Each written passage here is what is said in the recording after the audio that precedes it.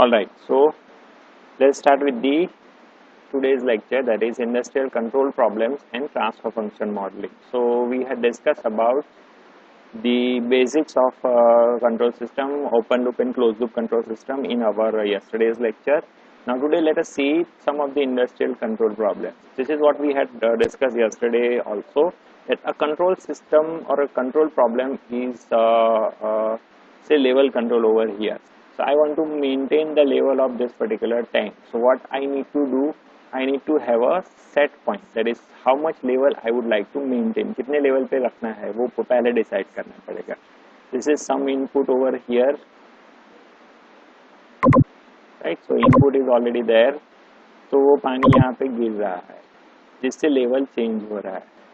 Accordingly I will open this valve, तो यहाँ से output मेरा जो flow हो रहा है, तो this operator is supposed to maintain this observe the level and accordingly operate this valve. तो यहाँ कंट्रोल कैसे कर रहे हैं, हम इस वाल्व के थ्रू कंट्रोल कर रहे हैं. जब लेवल बहुत कम हो जाता है तो मैं वाल्व बंद मतलब ऑपरेटर वाल्व बंद कर देता है एंड लेवल को मेंटेन करता है, right. So this is how a system works. So this is input, this is output is the level, say over here, and this is a feedback part, and this is इसका दिमाग जो है वो है मेरा controller, और ये action जो लेता है वो है उसका एक्चुएटर. कंट्रोलर काम करता है जैसे हमारा दिमाग सिग्नल देता है, बट काम मसल्स करते हैं हमारे हाथ और पैर, तो इसको एक्चुएटर बोलते हैं. सो this is how a control system is that. ये पूरी सिस्टम है, इनपुट है, आउटपुट है, फीडबैक है, कंट्रोलर है and actuator, right. So this is a industrial control problem. This is what we had discuss yesterday also. कंटिन्यूटी के लिए फिर से डिस्कस करते हैं कि if I am driving my car, है ना, तो उसके लिए मेरा ऑब्जेक्टिव क्या होता है कि मुझे कोई एक डायरेक्शन में जाना है. तो suppose I want to go from Baroda to Surat. So this is my direction and I have selected a highway for this. मुझे देखना है कि मैं सही डायरेक्शन में जा रहा हूँ कि नहीं, इसीलिए जो मेरा हेडिंग है, मतलब जिस डायरेक्शन में जा रहा हूँ, my eyes will tell me कि मैं सही डायरेक्शन में जा रहा हूँ कि नहीं. अगर नहीं जा रहा हूँ तो मुझे यहाँ दिमाग में एरर जाएगी कि गलत है, रिवर्स है. तो फिर मैं क्या करूँगा, my brain will tell me, my hands, कि भाई स्टीयरिंग घुमा, या have to move the direction, reverse हो गया है. तो अकॉर्डिंगली मैं व्हीकल को घुमाऊंगा और सही डायरेक्शन में ले जाऊंगा. तो ये हो गया डायरेक्शन का कंट्रोल. राइट डायरेक्शन में जाने के लिए we use steering control, right, move करने के लिए इस तरह से. और किस स्पीड से जाना है, so I know that I would like to move with the speed of से सेफ लिमिट से 80 किलोमीटर पर आवर. तो मेरी स्पीड मैं स्पीडोमीटर से रीड करूंगा आईज के through, then will give the feedback किसको, दिमाग को, कि भाई स्पीड 80 से जाना है, ये मेरी स्पीड तो सिर्फ 10 की है, ज़्यादा करो. तो दिमाग पैर को एक सिग्नल देगा, तो भाई पैर दबा और एक्सीलेटर बढ़ा, और नहीं व्हीकल की स्पीड बढ़ेगी, और जब 80 की स्पीड आ जाएगी फिर उसी पोजीशन पे फुट को रखेंगे हम, फिर उसको वापस नहीं ले लेंगे. So there is no change in the input after required output is there, speed and direction. This is a automobile driving control problem, right? अब ये है typical heating control problem. This is not there in our case क्योंकि हम तो hot region में रहते हैं, but जो cold countries है वहाँ पे heating system होती है. तो heating system में this is the room which is to be maintained at certain particular temperature. तो मान लो कि हमारे यहाँ steam से heating हो रहा है, तो steam से बॉयलर से steam यहाँ पे आती है और इस रूम को टेम्परेचर हमें मेंटेन करना है, राइट. तो जैसे इसमें हीटिंग ज़्यादा ठंडा हो गया है तो ज़्यादा स्टीम अलाउ करेंगे, और कम मतलब ज़्यादा ठंडा नहीं है, गर्म ज़्यादा हो गया है तो वाल्व को क्लोज कर देंगे, राइट. सो इस तरह से हम लोग टेम्परेचर को सेट करेंगे. ये हो गया हीटिंग कंट्रोल प्रॉब्लम. बट ये मैनुअल कंट्रोल है, जिसमें यहाँ पे डायल लगा हुआ है कि भाई कितना टेम्परेचर के लिए वाल्व कितना खोलना है। 40 डिग्री के लिए बहुत ज़्यादा खोलना पड़ेगा, ज़्यादा स्टीम अलाउ करनी पड़ेगी। 10 डिग्री के लिए थोड़ा वाल्व खोलना पड़ेगा, राइट। लाइकवाइज ओपन लूप में इसको हीटिंग कंट्रोल आप कर सकते हो, ठीक है। तो ये जो काम करता है वाल्व, ये एक्चुअली स्टीम को ज़्यादा या कम अलाउ करता है, इसको हम बोलते हैं एक्चुएटर।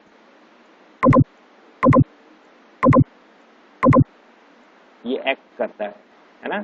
और डिसीजन कौन लेता है? आप लेते हो, तो आप हो गए उसके कंट्रोलर, ठीक है। नाउ आपने देखा होगा कि इन योर आयन, इस्त्री जो होती है हमारी या रेफ्रिजरेटर या एयर कंडीशनर, उसमें एक लिमिट के बाद टेम्परेचर, अपना गीज़र जो होता है उसमें एक लिमिट के बाद अगर आपने बंद नहीं किया तो टेम्परेचर मतलब पकड़ लेता है, तो कट ऑफ हो जाता है। तो उसके लिए उसमें एक डिवाइस यूज होती है जिसको थर्मोस्टेट बोलते हैं। Thermostat is a combination of to dissimilar metals. यहाँ पे आप देख सकते हो दो स्ट्रिप दिख रही है आपको, ये दो स्ट्रिप अलग अलग मेटल की बनी हुई है। तो क्या फीचर क्या है?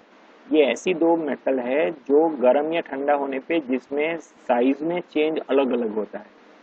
तो इसकी वजह से एक ज़्यादा गर्म होती है, दूसरी कम गर्म होती है, ज़्यादा एक्सपांड होती है, दूसरी कम होती है, तो वो बैंड हो जाती है। आप देख सकते हो at certain temperature they are having same length, but when temperature increases there is a bending of this strip. तो इस प्रिंसिपल को यूज़ करते हैं, और जब टेम्परेचर एक लिमिट से ज़्यादा आ जाता है तो वो बेंडिंग से हम लोग इसको डिस्कनेक्ट कर सकते हैं, राइट। तो आप देख सकते हो कि ये बायोमेट्रिक स्ट्रिप है, और जब इसमें ज़्यादा हीटिंग हो जाएगा तो ये इसको नीचे बैंड होगी और स्विच को ऑफ कर देगी, राइट। तो जिस तरह से आप चीज़ को टेम्परेचर वाइज ऑटोमेटिक बना सकते हैं। Thermostat is a very common device used in iron and this items to reach a particular temperature level, फिर अपने आप वो सप्लाई को बंद कर देता है। जैसे सप्लाई को बंद करेगा, थर्मोस्टेट स्ट्रिप फिर से ठंडी हो जाएगी, फिर से अपनी पोजीशन पे चली जाएगी। आपने इस्त्री करते वक्त क्लिक क्लिक आवाज़ भी सुनी होगी, that is nothing but the operation of this thermostat, right. ठीक है, डू यू गेट इट? पता चल रहा है? Right your answer in yes और नो। जाग रहे हो कि नहीं पता चले? गुड। चल, now one more problem is say anti-aircraft gun and radar. Now suppose मुझे किसी ये एयरफोर्स सॉरी अपनी एंटी एयरक्राफ्ट गन है हमारी आर्मी के पास है सपोज, तो वो कैसे काम करेगी? तो I need to sense the position. तो सबसे पहले रडार इसकी पोजीशन सेंस करेगा। तो रडार ने सेंस की कि aeroplane is at this position, वो ये भी जज करेगा कि aeroplane is heading in this direction और जिस स्पीड से जा रहा है तो थोड़े टाइम बाद वो यहाँ पे पहुँचेगा। तो रडार ये इंफॉर्मेशन उसको देगा कि अभी वो यहाँ पे है बट थोड़ी देर यहाँ जाने वाला है, तो गन को उस डायरेक्शन में पॉइंट करके फिर फायर किया जाता है। This is called prediction, projected position, right. तो इस तरह से radar is giving you the feedback और इसका एंगल एडजस्ट होता है और फिर हम फायर करते हैं, राइट। तो अकॉर्डिंगली एंटी एयरक्राफ्ट गन हमारी काम करती है। तो जितना फास्ट आपका रडार का सिग्नल मिलेगा उसमें करेक्शन अप्लाई करके मतलब जो गन फायर करने वाला है वो उसको वो काम करता है। तो जितना स्मार्ट उसका सॉफ्टवेयर है अकॉर्डिंगली वो उसमें करेक्शन देके राइट डायरेक्शन में शूट कर सकता है जो भी उसका टारगेट है उसको, right. This is how it is also a close loop feedback system. अगर रडार से इंफॉर्मेशन नहीं मिलेगी तो इतने फास्ट मूविंग ऑब्जेक्ट को हम लोग शूट नहीं कर सकते। Now this is a boiler और इंडस्ट्रियल प्रॉब्लम। तो ये थर्मल पावर प्लांट का लॉजिक है। थर्मल पावर प्लांट कैसे काम करता है आप सबको पता होगा, नहीं पता है तो मैं सिंपल लैंग्वेज बता देता हूँ कि थर्मल पावर प्लांट में यूजिंग थर्मल एनर्जी मतलब हीट एनर्जी, कोयले को जला के पानी को गर्म किया जाता है, पानी को गर्म करके हीट किया जाता है तो स्टीम बन जाती है। वो स्टीम इतनी पावरफुल होती है कि स्टीम जब इस टरबाइन में एक्सपांड होती है तो टरबाइन को घुमाती है। That means steam is rotating this turbine, turbine के साथ जनरेटर है, जनरेटर भी घूमता है, generator is in a strong magnet, तो जनरेटर जो है वो इलेक्ट्रिकल एनर्जी प्रोड्यूस करता है। तो जनरेटर कितनी इलेक्ट्रिसिटी प्रोड्यूस करता है वो किसके ऊपर डिपेंड करेगा? टरबाइन की स्पीड के ऊपर। टरबाइन किसके ऊपर डिपेंड करेगा? स्टीम के ऊपर। स्टीम किसके ऊपर डिपेंड करेगा? तीन चीजों पे, कितना पानी आ रहा है, कितना फ्यूल जा रहा है, मतलब कोयला कितना है, और कितनी एयर, क्योंकि किसी भी चीज का कंबक्शन तभी होगा जब उसको एयर उसमें डालेंगे, है ना। तो इसका आप देख सकते हो इसमें तीन फीडबैक लूप है। First loop is over here कि मैंने टेम्परेचर मेजर किया, कंप्यूटर को दिया और अकॉर्डिंगली यहाँ से एयर ज्यादा या कम अलाउ की। फिर प्रेशर जो है वो मेजर किया, अकॉर्डिंगली स्टीम फ्यूल या स्टीम ज़्यादा या कम अलाउ की। फिर मैंने यहाँ से जनरेटर से भी आउटपुट देखा कि जनरेटर का आउटपुट कम या ज़्यादा है, अकॉर्डिंगली फीड वाटर वाल्व से भी मैंने सिग्नल दिया। तो कंप्यूटर जो है वो तीन चीज़ का इनपुट या फीडबैक ले रहा है, temperature, pressure and generator output, मतलब कितना पावर आउटपुट दे रहा है। देन कंप्यूटर में हम लोगों ने एक प्रोग्राम लिखा हुआ है कि भाई इतना आउटपुट है तो स्टीम बढ़ाओ, इतना आउटपुट है तो फ्यूल इंजेक्ट करो, इतना आउटपुट है तो एयर ज़्यादा करो। So accordingly it takes the action. So this is called the controller part. और यहाँ से ये सिग्नल जा रहा है, और वाल्व जो है वो एक्चुएटर्स हैं जो एक्चुअल इन चीज को कंट्रोल करके हमारे जो परफॉर्मेंस है, रिक्वायर्ड आउटपुट है, उसको मैच करता है, right. So this is how boiler generation control is that, right. Simple logic है कि स्टीम ज़्यादा बढ़ानी है, आउटपुट ज़्यादा बढ़ाने के लिए या तो फ्यूल ज़्यादा देना है, कोयला ज़्यादा जलाना है, और या तो एयर ज़्यादा करनी है, राइट। तो किसके ऊपर डिपेंड करता है? कितना टेम्परेचर है, कितना प्रेशर है, और कितना इलेक्ट्रिकल आउटपुट, राइट। तो वो आउटपुट मेजर करते हैं और इनपुट इस तरह से मैन्युपुलेट करते हैं। जो चीज़ इनपुट को मैन्युपुलेट करती है वो एक्चुएटर कहलाती है, बट एक्चुएटर में दिमाग नहीं होता। एक्चुएटर मतलब हमारे हाथ पैर के मसल्स, वो जैसा हमारा दिमाग बोलेगा ऐसा ही करेगा। और दिमाग है हमारा ब्रेन, और brain in this case is nothing but a computer, right. So this is how all the control system works. It is interesting to know कि आपके घर में आज के दिन में कम से कम 10 से 12 कंप्यूटर होंगे, ज़्यादा होंगे, कम नहीं। एक तो आपका लैपटॉप, फिर आपके जितने फैमिली मेम्बर्स हैं उसके सबके पास स्मार्टफोन है, फिर आपकी माइक्रोवेव ओवन, फिर आपका ऑटोमेटिक वॉशिंग मशीन, फिर आपका एलसीडी या एलईडी टीवी, फिर आपका एयर कंडीशनर। जो भी स्मार्ट डिवाइसेस हैं उस सब में छोटे छोटे कंप्यूटर्स होते हैं जिसको हम लोग माइक्रो कंट्रोलर्स बोलते हैं, राइट। तो हम लोग कंप्यूटर से घिरे हुए हैं, और computer basically automatic control system का कंट्रोलर वाला काम इसी तरह से करता है। वो सिग्नल्स को रिसीव करता है, इंफॉर्मेशन को, और उसमें लिखी हुई इंस्ट्रक्शंस जिसको प्रोग्राम बोलते हैं, अकॉर्डिंगली आउटपुट देता है। और आउटपुट को कंट्रोल कौन करते हैं? स्विचेस या वाल्व्स, जिसको हम लोग एक्चुएटर्स बोलते हैं, ठीक है। दूसरा एक ये जनरलाइज, अब आप now you are mature enough to understand कि what different parts are there, ठीक है। अब तक जो हमने डिस्कस किया, डू यू गेट इट? को पता चल रहा है? Please respond in chat section. तो फिर इस ब्लॉक डायग्राम को डिस्कस करते हैं आगे। गुड, चल। तो इन शॉर्ट हमने क्या क्या देखा? That there is a system which is known as a plant. It is having certain output, say y. इस आउटपुट को फीडबैक करना पड़ता है, तो जो यूज होता है उसको हम बोलते हैं ट्रांसड्यूसर या सेंसर या इंस्ट्रूमेंटेशन, बहुत अलग अलग नाम है। It is called feedback element. उसका काम है आउटपुट को उस फॉर्म में कन्वर्ट करना जिससे उसको कंपेयर किया जा सकता है। जैसे कि आउटपुट टेम्परेचर है और इनपुट वोल्टेज है, तो ये टेम्परेचर को वोल्टेज में कन्वर्ट करेगा।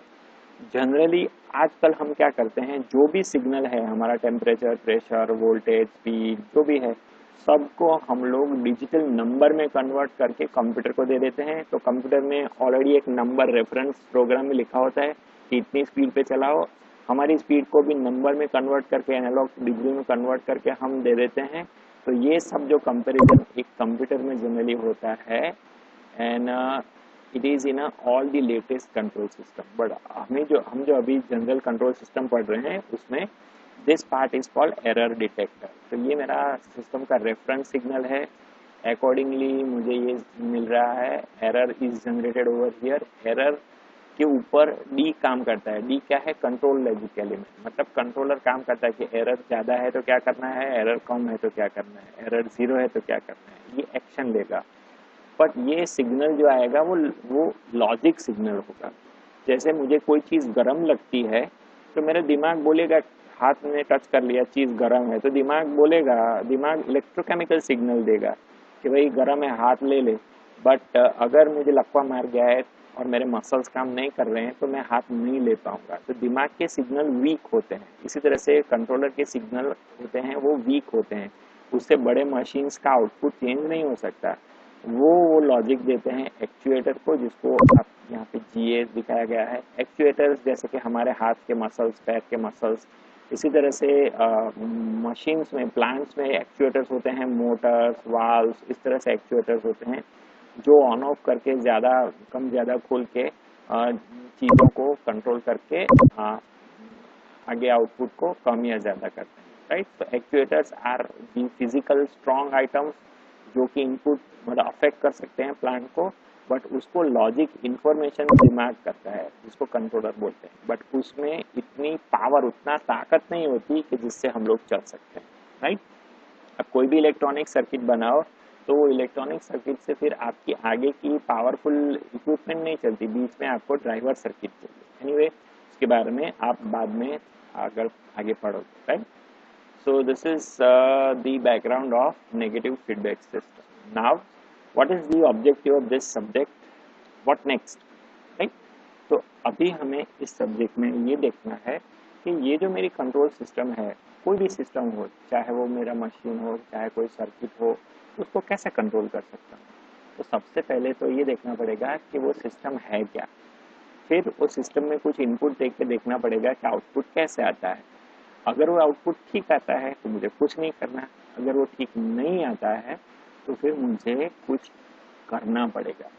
तो जो अभी हम करने वाले हैं वो फर्स्ट फेज में फर्स्ट पार्ट करने वाले हैं कि एक सिस्टम को पहले हम लेंगे। अब मैंने सिस्टम ले ली, सपोज बॉयलर, या ले लिया मैंने इलेक्ट्रिकल मोटर, तो मैं सीधा उसको वोल्टेज कैसे दे सकता हूँ। तो उसके लिए तो मुझे लैब में जाना पड़ेगा, मोटर भी उठा के लेनी पड़ेगी। तो ऐसा नहीं करना है। I want to test it in principle. तो मैंने जो मोटर बनाई है वो मोटर कोई फिजिक्स के प्रिंसिपल पे काम करती है।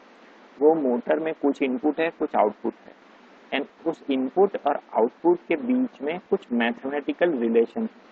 अगर मैं उस मैथमेटिकल रिलेशन को लिखते हुए इक्वेशंस बना दूं और इनपुट्स लूँ, एज्यूम करूं, तो कुछ आउटपुट्स मिलेगा इक्वेशन सॉल्व करने से। तो उस आउटपुट से मुझे पता चलेगा कि वो सिस्टम ठीक ठाक है कि नहीं। तो किसी भी सिस्टम को मैथमेटिकली इनपुट और आउटपुट के बीच के रिलेशन से इक्वेशंस के फॉर्म में बताना, उसको बोलते हैं mathematical modelling. Control system engineers ने बहुत ही सिंपल तरीका ढूंढ निकाला है जिससे इनपुट और आउटपुट के बीच में हम मॉडल्स बना सकते हैं। Today we are going to introduce that and tomorrow we are going to continue about that discussion, right. So mathematical discussion क्या है। हाँ, ये मीम है, क्या लिखा है, if it is seems easy then you are doing it wrong. Anyway, तो humour के लिए है। तो to study the system we need model. और जैसे मैंने बताया कि मॉडल एक पावर प्लांट हो सकता है, मेरा टरबाइन हो सकता है, मोटर हो सकती है, कोई सर्किट हो सकती है। तो हम कंट्रोल सिस्टम में क्या यूज़ करेंगे, एक डब्बा मॉडल, ब्लैक बॉक्स, जो हमने बताया था पहले।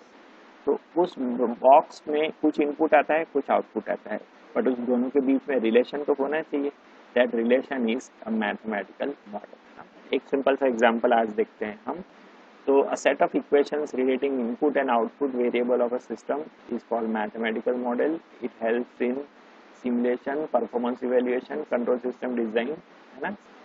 सिमुलेशन क्या है, किसी भी चीज़ को आर्टिफिशियल एनवायरनमेंट में इसके ऊपर आप कोई एक्सपेरिमेंट करो, टेस्ट करो, तो सिमुलेशन बोलते हैं, राइट। तो इसके बारे में बाद में हम लोग सिमुलेशन करने भी वाले हैं इस सब्जेक्ट में। I will show you how to simulate simple circuits also. तो इन शॉर्ट इस फॉर्म में हम सिस्टम को लेने वाले हैं। ये सिस्टम कुछ भी हो सकता है, मेरा डीसी मशीन हो सकता है, इंडक्शन मोटर हो सकता है, कोई सर्किट हो सकती है, कुछ भी हो सकता है।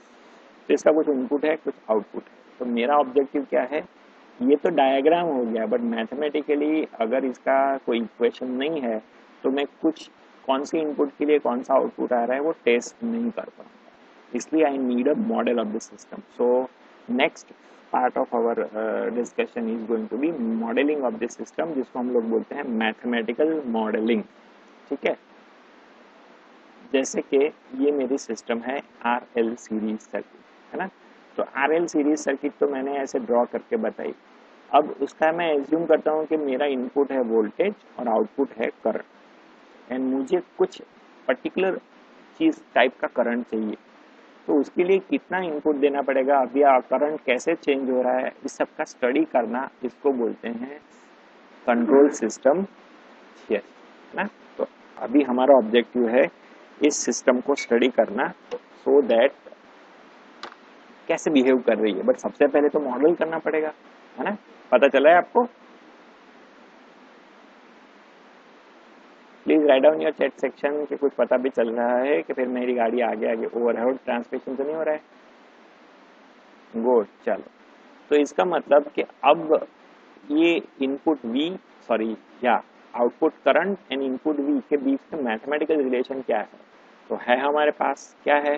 तो भाई इसका मैं फिजिक्स के लॉ जैसे कि किरचॉफ के लॉ के हिसाब से इसका इक्वेशन लिख सकता हूँ। मैंने लिखा equation R into I, voltage across resistance plus L di by dt which is voltage across inductance is equal to total voltage। KCL KVL use किया मैंने एक लूप में, total voltage rise is equal to total voltage drop, है ना। तो ये mathematical equation हो गया। अब इसको सॉल्व करना तो बड़ा डिफिकल्ट है, क्योंकि डिफरेंशियल इक्वेशन है, उसको मुझे सॉल्व करना पड़ेगा कि भाई कौन से वोल्टेज के लिए कितना करंट आएगा, है ना। तो उसका सॉल्यूशन दिया है लाप्लास ने। आई अंडरस्टैंड कि आप लाप्लास ट्रांसफॉर्म पढ़े हो, अगर आपने लाप्लास ट्रांसफॉर्म नहीं पढ़ा है तो आप मुझे बताइएगा, हम सिंपल रिवीजन उसका कर सकते हैं। इन शॉर्ट, अगर मैं इसका लाप्लास ट्रांसफॉर्म लेता हूँ तो लाप्लास ट्रांसफॉर्म लेने पे ये इस तरह से ट्रांसफॉर्म हो जाता है, आई ऑफ टी का हो जाता है आई ऑफ एस, जहाँ के एस है एक कॉम्प्लेक्स ऑपरेटर। तो ये एक सिंपल सा इक्वेशन हो गया, जहाँ D by D T of I T था वहाँ एस टाइम्स आई एस आ गया, आप देख सकते हो। तो ये सिंपल अल्जेब्रिक इक्वेशन हो गया, જેને આપણે ગુજરાતીમાં કહીએ ને સાદું સમીકરણ થઈ ગયું, और डिफरेंशियल इक्वेशन नहीं रहा ये अब। तो इसको सॉल्व करना आसान है। तो देखो मैंने अब इनपुट आउटपुट का रिलेशन लगा लिया कि इनपुट से इसको मल्टीप्लाई करेंगे हम लोग तो आउटपुट मिल जाएगा। इसका मतलब कि this multiply by this is equal to this, है ना। तो ये मेरा सिंपल सा कंट्रोल में हम इसी तरह से तो ब्लॉक डायग्राम दिखाते हैं। इसका मतलब कि now I can show this circuit in this fashion, this block diagram in this fashion. तो अब क्या हुआ, कुछ इनपुट आ गया, कुछ आउटपुट, और सिस्टम का ये मॉडल बन गया। अब I know longer require this complicated circuit, इसको एक सिंपल मैथमेटिकल इक्वेशन से लिख सकता हूँ 1/R+LS। तो ये जो फॉर्म हुआ इसको हम लोग बोलते हैं mathematical model. But mathematical model बनाने के लिए मैंने क्या यूज किया यहाँ पे, लाप्लास ट्रांसफॉर्म, मतलब एस वाला फॉर्म यूज किया। तो इसलिए इस चीज को हम लोग बोलेंगे ट्रांसफर फंक्शन, देख सकते हो। तो what is transfer function, it is Laplace transform of the output that is current divided by Laplace transform of the input that is voltage is called the transfer function. This is the definition of transfer function कि transfer function एक system का output और input हो सकता है, से CS is the system's output and RS is the system's input, where RS is Laplace of the input signal R of t and CS is Laplace of output signal C of t। तो उस दोनों के ratio GS which is equal to CS over RS, ये यहाँ पे मैंने लिखा नहीं है, बट आगे है क्या, आगे डेफिनेशन। तो this GS which is nothing but CS over RS is called transfer function. GS equal to CS over RS is called the transfer function, right? So transfer function is a simple arrangement के कोई भी mathematical equation जो मेरा है वो time के domain में होता है, उसको मैं लाप्लास ट्रांसफॉर्म में कन्वर्ट करूँ और आउटपुट और इनपुट का रेशियो ले लूँ, तो मुझे जो मिलेगा मैथमेटिकल फॉर्म उसको बोलूँगा मैं ट्रांसफर फंक्शन। तो ट्रांसफर फंक्शन से हम सिस्टम को इजीली मॉडल कर सकते हैं। बाद में हम देखेंगे कि कौन से इनपुट देने पे क्या आउटपुट मिलता है, that study we will carry out, right. तो जिस स्टडी को हम लोग बोलते हैं सिस्टम का analysis, right. So that is going to be the next chapter, subsequent chapter, second या थर्ड चैप्टर में हम लोग ये करने वाले हैं। इस चैप्टर में हम अलग अलग सर्किट का, अलग अलग इक्विपमेंट्स का, अलग अलग का किस तरह से ट्रांसफर फंक्शन ढूंढना है वो करना है। तो ट्रांसफर फंक्शन के लिए करना क्या है, बहुत सिंपल सी चीज़ है। वो ट्रांसफर फंक्शन के लिए हमने एक सर्किट ली, उस सर्किट का इक्वेशन लिखा, उसका लाप्लास ले लिया, फिर अरेंज किया कि आउटपुट और इनपुट वाले फॉर्म में आ जाए, और इस फॉर्म में अगर आ गया तो वो हो गया उसका transfer function, right. So today we are going to discuss up to this point only, and we are going to continue finding transfer function of different systems from our tomorrow's class, ठीक है। तो आज के लिए हमने देखा कि system में फीडबैक कंट्रोल कैसे होता है, कोई भी क्लोज लूप सिस्टम कैसे काम करती है, अलग अलग इंडस्ट्रियल कंट्रोल प्रॉब्लम्स हमने देखे, और हमने इंट्रोड्यूस किया कि सिस्टम के एनालिसिस के लिए उसको मैथमेटिकल मॉडल के फॉर्म में देना पड़ेगा। मैथमेटिकल मॉडल उसकी इनपुट और आउटपुट के बीच का मैथमेटिकल रिलेशन है। अगर टाइम डोमेन में उसको लिखते हैं तो जनरली सिस्टम का इक्वेशन एक डिफरेंशियल इक्वेशन आता है। क्यों आता है वो भी हम कभी डिस्कस करेंगे फ्यूचर में। डिफरेंशियल इक्वेशन सॉल्व करना थोड़ा डिफिकल्ट होता है, इससे अच्छा है अगर मैंने लाप्लास ले लिया तो मेरा सिंपल इक्वेशन आ जाएगा, जैसे कि x² + bx + c = 0 वाले। इस तरह के सिंपल इक्वेशन सॉल्व करना आप स्कूल में सीख गए हो, बहुत आसान होता है। तो उसको सॉल्व करके सिस्टम का आउटपुट कितना आएगा कुछ इनपुट के लिए, वो हम लोग स्टडी करेंगे, इसको हम बोलेंगे एनालिसिस। अभी हम डिस्कस कर रहे हैं मॉडलिंग। तो transfer function is a ratio of Laplace transform of the definition में लिखनी है, ratio of Laplace transform the output to Laplace transform the input is called the transfer function, right. So this is all about our today's discussion. If you have any queries or questions, you can ask and open. You can write down in chat section if you understood. Do you understand? Have you understood today's topic?